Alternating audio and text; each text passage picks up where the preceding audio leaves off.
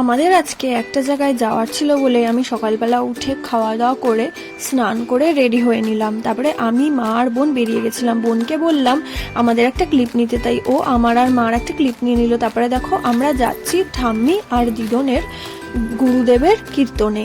আর এই দেখো এখানে বালক ব্রহ্মচারীর কীর্তন ছিল, তাই এখানে এসে আমরা গুরুদেবকে প্রণাম করলাম।